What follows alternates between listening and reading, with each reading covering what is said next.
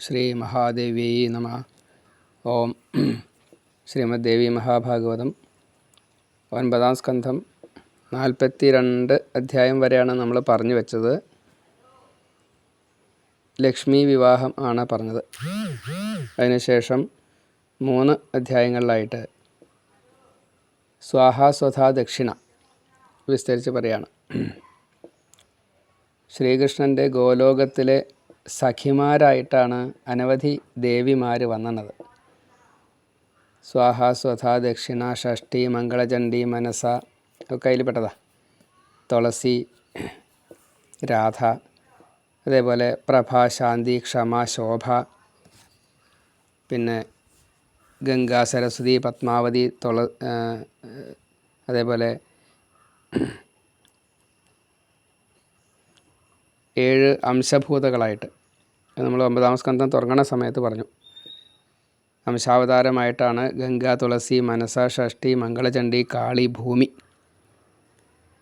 അതേപോലെ 5 പ്രധാന ദേവതകളായിട്ട് പരിപൂർണം എന്നുള്ള നിലയ്ക്ക് ദുർഗ, രാധ, ലക്ഷ്മി, സരസ്വതി, സാവിത്രി. പിന്നെ നമ്മൾ സാധാരണഗതിയിൽ ഈ ദേവിമാരെ ദേവി മഹാത്മ്യപ്രകാരം പറയാറും കാളി, ലക്ഷ്മി, സരസ്വതി, ദുർഗ, ഇങ്ങനെ 4 ഭാവത്തിലാണ്. അപ്പോൾ എത്ര ദേവിമാരുണ്ട് ചോദിച്ചാൽ മുഴുവൻ പറയാൻ സാധിക്കില്ല. അല്ലെങ്കിൽ ദേവിക്ക് എത്ര അവതാര സ്വരൂപങ്ങളുണ്ടെന്ന് ചോദിച്ചാൽ പറയാൻ സാധിക്കില്ല. അത് മൺതരിയോളം, മഴത്തുള്ളിയോളം, അല്ലെങ്കിൽ അങ്ങനെയൊക്കെ ഒരു അനന്തം എന്നേ പറയാൻ നിവൃത്തിയുള്ളൂ. അപ്പോൾ അവിടെ നാരദൻ നാരായണനോട് സംശയം ചോദിക്കുന്നു. നാരായണൻ ഉത്തരം പറയണം. നാരായണനെ ഈശ്വരൻ എന്ന നിലയ്ക്ക് നന്നായിട്ട് സ്തുതിക്കുന്നു. വേദഗോപ്യമായിട്ടുള്ള ധർമ്മയുക്തമായിട്ടുള്ള ഉപാഖ്യാനങ്ങളെ കേട്ടുകൊണ്ടിരിക്കുന്നു. നിഗൂഢമായിട്ടുള്ള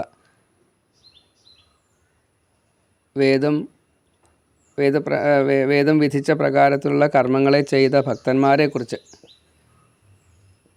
അവർക്ക് ആ ദേവിമാർ, ദേവതമാർ അനുഗ്രഹത്തെ കൊടുക്കുന്ന ആ വിധത്തെക്കുറിച്ച് അതെല്ലാം വിസ്തരിച്ച് പറയണം. അപ്പോൾ ആ കൂട്ടത്തിൽ വീണ്ടും ചോദിക്കുകയാണ്, ഈ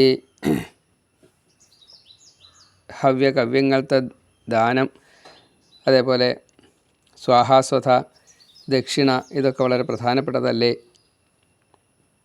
പല ഉപാഖ്യാനങ്ങളും പറഞ്ഞു. ഇനിയും ദേവിയുടെ കഥകൾ കേൾക്കണം എന്ന് പറഞ്ഞപ്പോൾ സൂതൻ ശൗനകനോട് പറയുകയാണ്, ഈ നാരദൻ്റെ വാക്ക് കേട്ടിട്ട് ഇങ്ങനെ അതിപുരാതനമായിട്ടുള്ള ഒരു കഥ നാരായണ മഹർഷി പറയാൻ തുടങ്ങി എന്ന്. നൈമിഷാരണ്യത്തിൽ വെച്ചിട്ട് സൂതൻ ശൗനകനോട് പറയുന്നതായിട്ടുള്ള രീതിയിൽ ആണ് നമുക്ക് എല്ലാ പുരാണങ്ങളും ലഭിക്കുന്നത്. ഇവിടെയും അങ്ങനെ തന്നെ. അപ്പോൾ നാരായണൻ പറഞ്ഞു, ഭഗവാൻ നാരായണന്മാരിൽ നാരായണൻ ബദരികാശ്രമത്തിൽ വെച്ചിട്ട് നാരദ മഹർഷിയോട് ഉപദേശിക്കുന്നതാണ്. സൃഷ്ടിയുടെ ആദ്യത്തിൽ സ്വാഹ ഉണ്ടായിരുന്നില്ല. ബ്രഹ്മാവിൻ്റെ സഭയിൽ സ്വാഹാദേവി ഉണ്ടായിരുന്നു. അപ്പം അങ്ങനെ ദേവന്മാർ വന്നിട്ട് ഈ ബ്രഹ്മാവിനോട് പറഞ്ഞു, ഞങ്ങൾക്ക് ആഹാരമൊന്നും ലഭിക്കണില്ല. മഹർഷിമാർ ഒക്കെ ആഹാരം ഞങ്ങൾക്ക് വേണ്ടിയിട്ട് തരുന്നുണ്ട്, തീയിൽ ഹോമിക്കുകയാണ് ചെയ്യണം. അപ്പോൾ അത് ഞങ്ങൾക്ക് എടുക്കാൻ സാധിക്കണില്ല. അപ്പോൾ അതിന് എന്തെങ്കിലും ഒരു പരിഹാരം വേണമെന്ന് പറഞ്ഞു. അപ്പോൾ ദേവിയുടെ സഹായം ഇല്ലാത്തതുകൊണ്ടാണ് ഇതെന്ന് മനസ്സിലായപ്പോൾ ബ്രഹ്മാവ് സ്വാഹാദേവിയെ സൃഷ്ടിക്കാൻ നിശ്ചയിക്കുകയാണ് ഉണ്ടായത്. നാരദൻ പറയണു, സ്വാംശത്താൽ ഭഗവാൻ യജ്ഞരൂപനായില്ലയോ പുരാ സുരർക്കല്ലി ഹവിർദാനം യജ്ഞത്തിൽ ചെയ്വതന്തണർ. മഹാബ്രാഹ്മണർ ഭഗവാന് കൊടുക്കാൻ വേണ്ടിയിട്ടാണ്, ദേവന്മാർക്ക് കൊടുക്കാൻ വേണ്ടിയിട്ടാണ് ഈ ഹവിസ് ഹോമിക്കണത്. പിന്നെന്താ കിട്ടാത്തത് എന്നാ ചോദ്യം. അപ്പോൾ ബ്രാഹ്മണർ ഈ ഹവിസ് ഇങ്ങനെ ഹോമിക്കുന്നുണ്ട്. പക്ഷേ അവർക്ക് ചെല്ലാൻ സാധിക്കുന്നില്ല, ദേവന്മാർക്ക് അവിടെ ചെല്ലാൻ സാധിക്കുന്നില്ല. അതിങ്ങനെ ബ്രഹ്മാവിനോട് പറഞ്ഞപ്പോൾ ബ്രഹ്മാവ് കൃഷ്ണനെ ശരണം പ്രാപിച്ചു. എന്നിട്ട് ഈ കൃഷ്ണൻ ബ്രഹ്മാവിനോട് പറഞ്ഞു, പ്രകൃതിയെ പൂജിക്കൂ. പ്രകൃതി ദേവി ഭുവനേശ്വരി, ആ പൂജ ചെയ്തു കഴിഞ്ഞാൽ അതിനുള്ള പരിഹാരത്തെ ആ മൂലദേവി തന്നെ അംശ കലയായി വന്ന് അതിന് വേണ്ട പരിഹാരത്തെ നിർദ്ദേശിക്കും എന്ന് കൃഷ്ണൻ പറയുകയുണ്ടായത്. അപ്പോൾ ബ്രഹ്മാവ് അതിനനുസരിച്ച് ചെയ്തു. ആ സമയത്ത് മനം കവർന്നിടം രൂപലാവണ്യം പൂണ്ട കന്യയായി പുഞ്ചിരിത്തെല്ലൊളി മുഖത്താരഴും ഭക്തവത്സല പ്രത്യക്ഷയായി ഓതി വരം വരിക്കാൻ വിധി തന്നോടായി. അതീവ സുന്ദരിയായിട്ട് നല്ല തേജസ്സോട് കൂടിയിട്ട് ഈ സ്വാഹാദേവി പ്രത്യക്ഷയായി. എന്താ വേണ്ടത് ചോദിച്ചു. ബ്രഹ്മാവിനോട് വരം എന്തെങ്കിലും ആവശ്യമുണ്ടോ, എന്തിനാ എന്നെ വിളിച്ചു വരുത്തി എന്നാണ് ചോദിച്ചത്. അപ്പോൾ പ്രജാപതിമാരുടെ പതിയാണ്, അധ്യക്ഷനാണ് ബ്രഹ്മാവ്. ഇപ്പോൾ ബ്രഹ്മാവ് പറഞ്ഞു, ഈ അഗ്നിയുടെ ദഹിപ്പിക്കലാകുന്ന ശക്തി അത് അമ്മ ഏറ്റെടുക്കണം. അമ്മ ഇല്ലാതെ കണ്ട് ഈ ഹോമിക്കുന്ന വസ്തുക്കൾ ദഹിപ്പിച്ച് അത് ആർക്കാണോ കിട്ടേണ്ടത് ആ അർഹതപ്പെട്ടവർക്ക് കിട്ടണില്ല. മന്ത്രം ചൊല്ലിയിട്ട് ഒടുക്കം ശ്രീകൃഷ്ണായ സ്വാഹ, ഇന്ദ്രായ സ്വാഹ, മഹാദേവായ സ്വാഹ, ഇങ്ങനെ ഓരോരോ ദേവീദേവന്മാർക്ക് ഇങ്ങനെ സമർപ്പിക്കണം. അങ്ങനെ അത് അമ്മയുടെ പേര് ഒടുക്കം ചേർത്തിട്ട് അങ്ങനെ വേണം എന്ന് അതിനമ്മ സഹായിക്കണം എന്ന് പറഞ്ഞു. ആ ദേവതയായിട്ട് വരണം. അങ്ങനെയാണ് സ്വാഹ എന്ന പേരിൽ അമ്മ വഹ്നിജായയായിട്ട് വന്നത്. ആ ആഹാരത്തെ അതാത് ദേവന്മാർക്ക് കൊടുക്കണം.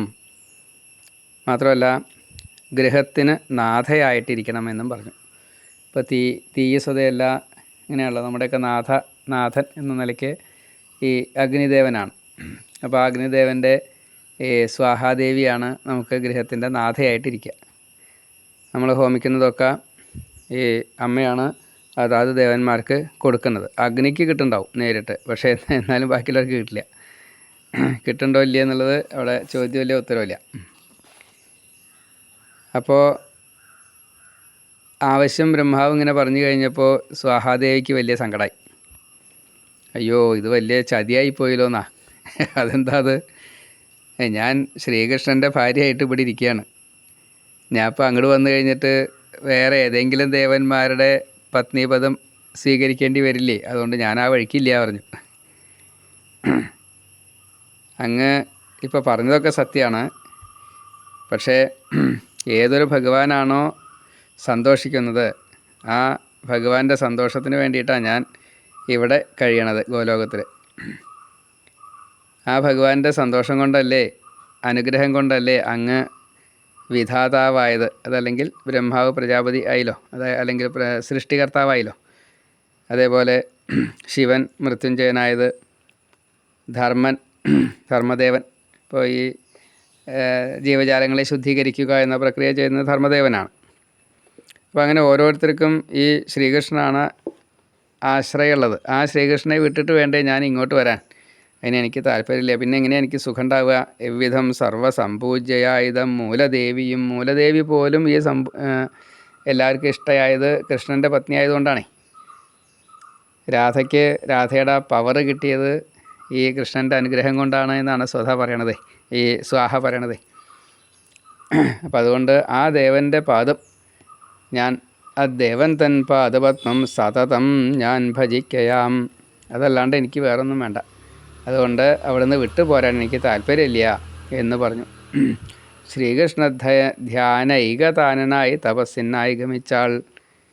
ആ അമ്മ ഒറ്റക്കാലിൽ നിന്നിട്ട് 1,00,000 വർഷം തപസ് ചെയ്തു കൃഷ്ണനെ കണ്ടു കിട്ടാൻ വേണ്ടിയിട്ട്. നോക്കണേ, ഇവിടെ സ്വാഹയായിട്ട് വരണമെന്ന് പറഞ്ഞപ്പോഴാണ് അവിടുന്ന് ഓടി. ആ ദേവി കൃഷ്ണനെ കിട്ടാൻ വേണ്ടിയിട്ട് തപസ് ചെയ്യാൻ വേണ്ടിയിട്ട് പോയി 1,00,000 വർഷം.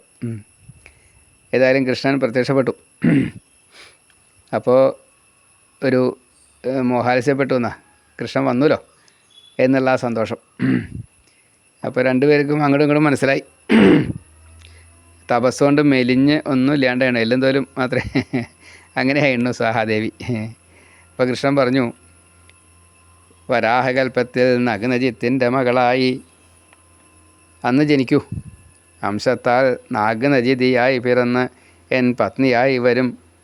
ആ സമയത്ത് ഞാൻ കൃഷ്ണനായിട്ട് വരുന്ന സമയത്ത് നഗ്നജിത്തിൻ്റെ പുത്രിയായിട്ട്, നാഗനജിതി, സത്യ എന്നാണ് പേര്, അന്ന് സത്യമായിട്ട് വരൂ. അന്ന് ഞാൻ പത്നീപദം തരാം എന്ന് പറഞ്ഞു. അപ്പോൾ ഈ അഷ്ടപത്നിമാരുണ്ട് കൃഷ്ണന്. അതിൽ ഒരു പ്രധാനപ്പെട്ട ഭാര്യയാണ് സത്യ, അത് ഈ നഗ്നജിത്യ. ഇപ്പോൾ ദാഹികാശക്തിയായിട്ട് അഗ്നിയുടെ പത്നിയാവൂ എന്ന് കൃഷ്ണൻ ആവശ്യപ്പെടുകയാണ് ദേവിയോട്. മാത്രമല്ല എല്ലാവരും എന്നും സ്വാഹാദേവിയെ അംഗീകരിക്കും, പൂജിക്കും, സേവിക്കും. പ്രഥമ പൂജ്യ അങ്ങനെയല്ലേ ഇതില്ല, കാരണം സ്വാഹ ഇല്ലാണ്ട് പറ്റില്ല, അതുകൊണ്ടാണ് ദാഹകാശക്തി ഇല്ലാണ്ട് പറ്റില്ല. അപ്പം അങ്ങനെ അനുഗ്രഹം കൊടുത്തുകൊണ്ട് മഹാവിഷ്ണു കൃഷ്ണൻ അവിടെ നിന്നും മറഞ്ഞു. വലിയ സങ്കടം ഉണ്ടായേ സന്തോഷം ഉണ്ടായേ വെച്ചാൽ മനസ്സിലായ, കാരണം കൃഷ്ണൻ്റെ പത്നി ആവാനുള്ള വരം കിട്ടി. ഇവിടെ ഇപ്പോൾ അഗ്നിയുടെ ഭാര്യയായിട്ട് പോകണമെന്ന് പറയുകയും ചെയ്തു. അപ്പോൾ രണ്ടും കിട്ടി, അനുഗ്രഹവും കിട്ടി, ഒരു എന്താ ചെയ്യുക കൃഷ്ണവിരഹവും അങ്ങനെയാണ്. ഏതായാലും അത് ബ്രഹ്മാവിൻ്റെ ആവശ്യവും കൃഷ്ണൻ്റെ ആവശ്യവും ലോകരുടെ ലോകഹിതവും ഇതെല്ലാം അനുസരിച്ച് കൊണ്ട് അമ്മ അങ്ങനെ ആവാമെന്ന് പറഞ്ഞു. അപ്പോഴേക്ക് അഗ്നിദേവൻ അവിടെ വന്നു. കാരണം അഗ്നിയുടെ പത്നിയായിട്ട് ജീവിച്ചോളൂ എന്നല്ലേ കൃഷ്ണൻ പറഞ്ഞത്. അപ്പോൾ അഗ്നിക്കും അതൊരു അംഗീകാരമാണ്. അപ്പോൾ വേഗം തന്നെ അഗ്നി അവിടെ വന്നു. സ്വാഹാദേവിയെ നല്ലോണം പൂജിച്ചു. ലോകദേവിയുടെ മൂലദേവിയുടെ അംശമല്ലേ, ആ ദേവിയാണ് ഇപ്പോൾ തൻ്റെ പത്നിയായിട്ട് വരാൻ പോണത്. അപ്പോൾ ആ പത്നിയെ പൂജിക്കാണ്ട് വയ്യ. പത്നിപദം അലങ്കരിക്കണം വെച്ചാൽ അമ്മയുടെ അനുഗ്രഹം ഇല്ലാതെ കൊണ്ട് പറ്റില്ല. അപ്പോൾ അത് പൂജിച്ചു, നന്നായിട്ട് പൂജിച്ചു, സ്തുതിച്ചു. മാത്രമല്ല വിവാഹം കഴിച്ചു, നന്നായിട്ട് തന്നെ സുഖത്തെ പ്രദാനം ചെയ്തു അങ്ങോട്ടും ഇങ്ങോട്ടും. അങ്ങനെ അഗ്നിക്ക് ഈ സ്വാഹയിൽ കുട്ടികളുണ്ടായി. ആദ്യം 3 മക്കളുണ്ടായിരുന്ന 3 മക്കളുണ്ടായത് ദക്ഷിണ, ഗാർഹപത്യാഗ്നി, ദക്ഷിണാഗ്നി, ഗാർഹപത്യാഗ്നി, ആഹവനീയാഗ്നി, അങ്ങനെ 3 അഗ്നിമാരുണ്ടായിരുന്ന. അത് സ്വതേ അനവധി ഉണ്ട് കേട്ടോ. നമ്മൾ സാധാരണ പറയാറ് 5-8 അഗ്നികളൊക്കെ പറയാറുണ്ട്. ജഠരാഗ്നി, ബഡവാഗ്നി, അതേപോലെ പാവകൻ, പവമാനൻ, ശുചി, ഇങ്ങനെയൊക്കെ നമ്മൾ പറയാറുണ്ട്. ഇവിടെ 3 അഗ്നികളുണ്ടായിരുന്ന 49 തരം അഗ്നികളാണ്. ആ ഈ അഗ്നികൾക്കൊക്കെ ഋഷിമാർ, മുനിമാർ എല്ലാവരും, വിപ്ര, ക്ഷത്രിയ അങ്ങനെയില്ല, എല്ലാവരും സ്വാഹാമന്ത്രം കൊണ്ട് എന്തൊക്കെയാണ് കൊടുക്കേണ്ടത് വെച്ചാൽ അതൊക്കെ കൊടുത്തു. ഹവിസുകൾ, ചമതയുണ്ടാവാം, പുല്ലുണ്ടാവാം, ഈ നെല്ലുണ്ടാവാം, പൂക്കളുണ്ടാവാം, നെയ്യുണ്ടാവാം, എന്തൊക്കെയാണെന്ന് വെച്ചാൽ അതൊക്കെ കൊടുത്തു. പിന്നെ പായസം, നേദ്യം അങ്ങനെ ഉണ്ടല്ലോ, പാല്, നെയ്യ്, ഗോരസം, ഇതൊക്കെ ധാരാളം. ഇങ്ങനെ നന്നായിട്ട് തന്നെ പൂജിക്കുകയും ചെയ്തു, ഈ സന്തോഷിപ്പിക്കുകയും ചെയ്തു.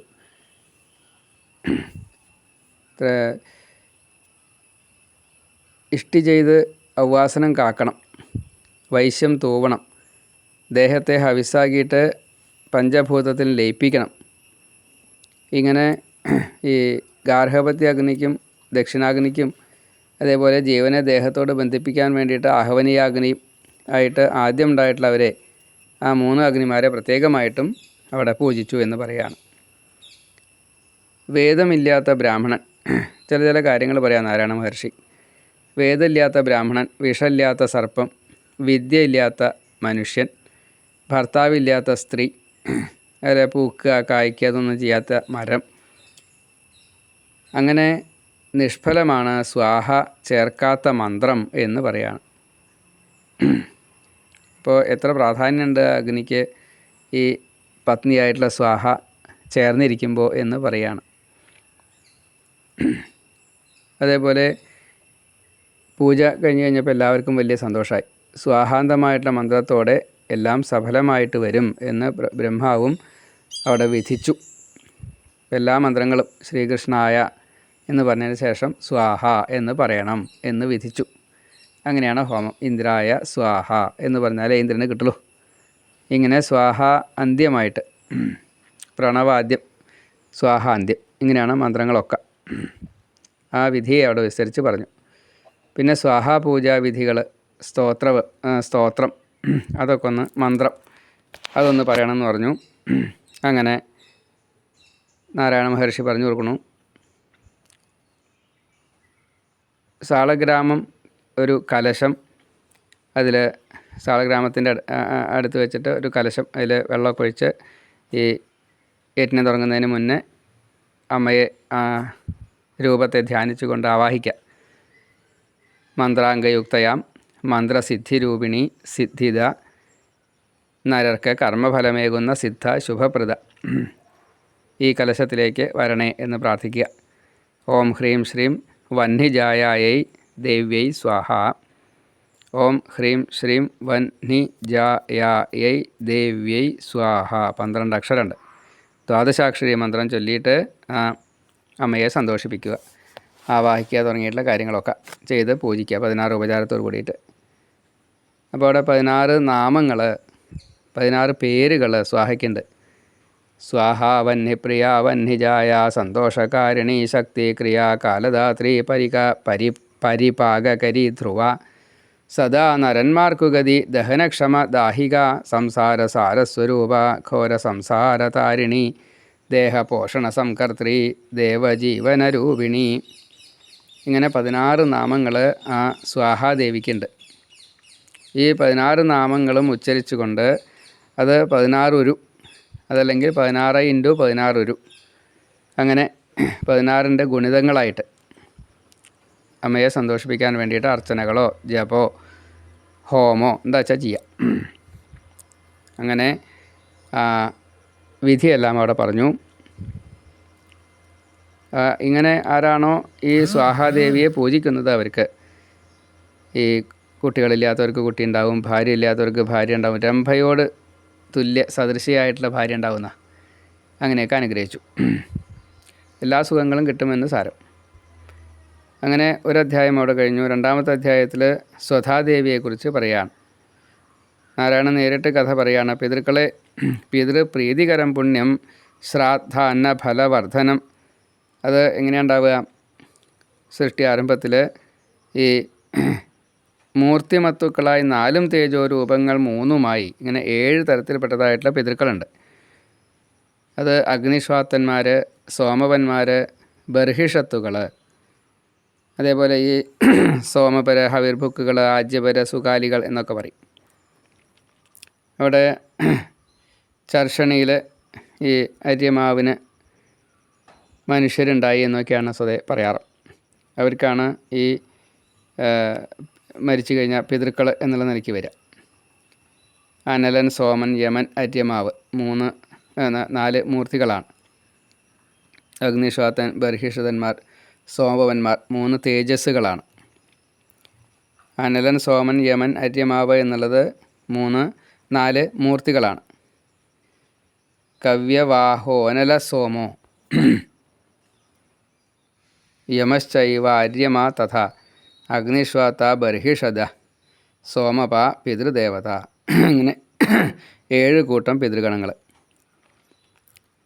അപ്പോൾ തീയ്, അതേപോലെ ചന്ദ്രൻ, പിന്നെ യമൻ, 12 സൂര്യന്മാരിൽ ഒരാളായിട്ട് അര്യമാവ്. ഇങ്ങനെ 4 മൂർത്തി ഭേദങ്ങളുണ്ട്. അതേപോലെ ഈ അഗ്നിശ്വാത്തന്മാർ അവർ ദേവന്മാരാണ്. പിന്നെ ബർഹിഷതന്മാർ അവർ അസുരന്മാരാണ്.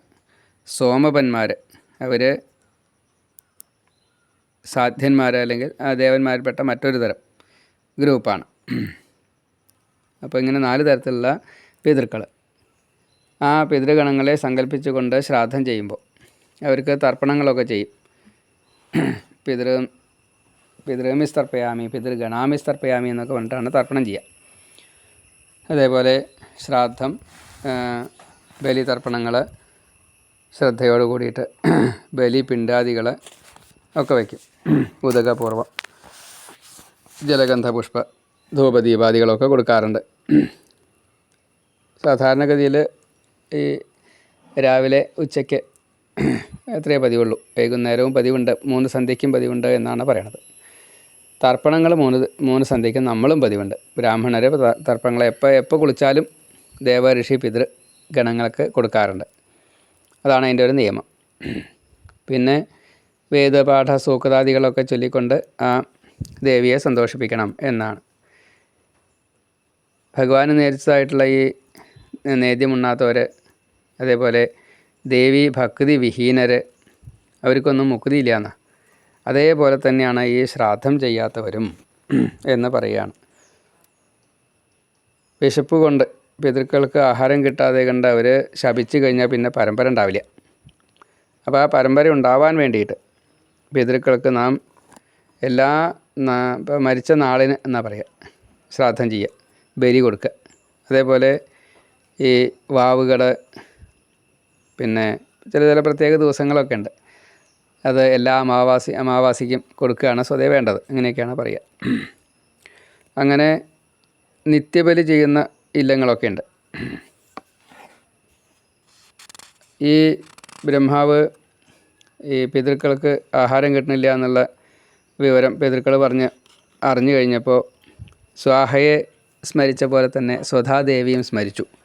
സ്വധാദേവിയും അതേപോലെ അതിസുന്ദരിയായിട്ട് അവിടെ പ്രത്യക്ഷപ്പെട്ടു. രൂപ, ഗുണ, യൗവനാദി സൗന്ദര്യത്തോടു കൂടിയിട്ട് സ്വധ അവിടെ ഒരു വൻ ചമ്പകത്തിൻ നിറവുമായിട്ട് നല്ല ഒരു പൗർണമി ചന്ദ്രൻ്റെ മുഖം, തിളങ്ങുന്നതായിട്ടുള്ള കണ്ണ്, അങ്ങനെ അതീവ സുന്ദരിയായിട്ടാണ് സ്വധാദേവി വന്നത് കേട്ടോ. 100 താമരകൾക്ക് തുല്യമായിട്ട് അങ്ങനെയുള്ള പാദങ്ങൾ, മന്ദഹാസം, അങ്ങനെയല്ലേ, അതീവ ശുദ്ധയാണ്, വരദാത്രിയാണ്, പിന്നെ എപ്പോഴും സന്തോഷവതിയാണ്. പത്മാസനസ്ഥയായിട്ട് സ്വധാദേവി അവിടെ പിതൃക്കൾക്ക് പത്നിയാവാൻ വേണ്ടിയിട്ട് വന്നു. അപ്പോൾ സ്വധാദേവിയെയും ഇതേപോലെ തന്നെ പൂജിക്കുകയാണ് ഉണ്ടായത്. എല്ലാവരാലും പൂജിക്കപ്പെട്ടു. പിതൃദേവ ആഹുതികളിൽ സ്വധാ സ്വാഹകൾ എന്ന പോലെ എല്ലാവരാലും എപ്പോഴും പൂജിതരാണ് സ്വാഹയും സ്വധയും. ഇനി അതേപോലെ തന്നെ ഈ സ്വധാദേവി ഇപ്പോൾ നമ്മൾ പിണ്ടം വയ്ക്കുമ്പോൾ സ്വധാ സ്വധാ സ്വധാ എന്ന് 3 വട്ടം സ്മരിക്കണം എന്നാണ്. അതേപോലെ പിണ്ടദാനം ചെയ്യണ സമയത്ത് ഒരു ബ്രാഹ്മണനാണ് ദാനം ചെയ്യുക, അപ്പോൾ സ്വധാ സ്വധാ സ്വധാ എന്ന് 3 വട്ടം പറയണമെന്നാണ്. അങ്ങനെയൊക്കെ നിയമം. ഇനി അതിൻ്റെ ഒപ്പം വരുന്ന മറ്റൊരു സംഗതിയാണ് ദക്ഷിണ. ദക്ഷിണാദേവി ഇല്ലാതെ, ദക്ഷിണ കൂടാതെ കണ്ടൊരു കർമ്മം ചെയ്തു കഴിഞ്ഞാൽ അത് എന്നേക്കും വളരെ മോശമാണ്, പിന്നെ ഫലം കിട്ടൂല. ഈ ചെയ്തതിൻ്റെ കർമ്മഫലം മുഴുവൻ ബലിക്ക് എത്തിപ്പെടുമെന്ന് എല്ലാ പുരാണങ്ങളിലും പറയണം. ഭാഗവതം പ്രത്യേകിച്ചും പറയണം. അപ്പോൾ ദക്ഷിണാദേവിയും ഇതേപോലെ തന്നെ യജ്ഞ സമയത്ത് അതിൻ്റെ ഒരു പരിപൂർത്തി കാണാത്തതുകൊണ്ട് ദേവന്മാരെല്ലാവരും കൂടിയിട്ട് ബ്രഹ്മാവിനോട് പറഞ്ഞു, ഇതെന്താ ഫലം കാണാത്തത് എന്ന് ചോദിച്ചു. അപ്പോഴാണ് എല്ലാ കാര്യങ്ങളൊക്കെ ശരിയാണെങ്കിലും ഇതിൻ്റെ ഇപ്പോൾ നമ്മളൊരു വർക്ക് ചെയ്ത് കഴിഞ്ഞാൽ ഒരു സർട്ടിഫിക്കേഷൻ വേണമല്ലോ, എന്ന കൂട്ടത്തിലൊരു സർട്ടിഫിക്കേഷൻ അത് ചെയ്യാൻ ആളില്ല എന്ന് മനസ്സിലായി. അപ്പോൾ ആ ദക്ഷിണ എങ്ങനെയാണ് ഉണ്ടായത് എന്ന് പറയാൻ വേണ്ടിയിട്ട് പറഞ്ഞു. അപ്പോൾ നാരദൻ ഇത് ആവശ്യപ്പെട്ട് കഴിഞ്ഞപ്പോൾ നാരായണൻ പറഞ്ഞു, വേദം വിധിച്ച പ്രകാരം തന്നെയാണ് ഈ ദക്ഷിണ ജന്മവും അതേപോലെ തന്നെ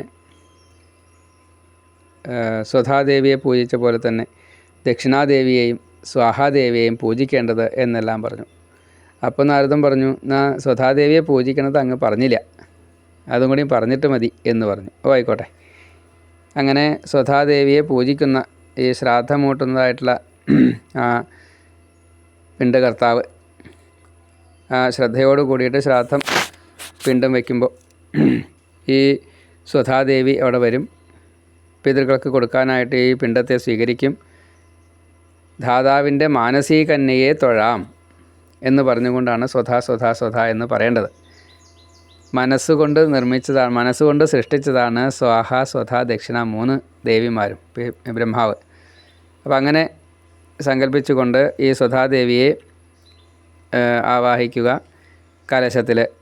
അതേപോലെ മൂലം കൊണ്ട് മൂലമന്ത്രം ഓം ഹ്രീം ശ്രീം ക്ലീം സ്വധാദേവ്യൈ സ്വാഹ. ഓം ഹ്രീം ശ്രീം ക്ലീം സ്വധാദേവ്യൈ സ്വാഹ. 10 അക്ഷരമാണ്. സ്വാഹയ്ക്ക് 12 അക്ഷരം, സ്വധയ്ക്ക് 10 അക്ഷരം.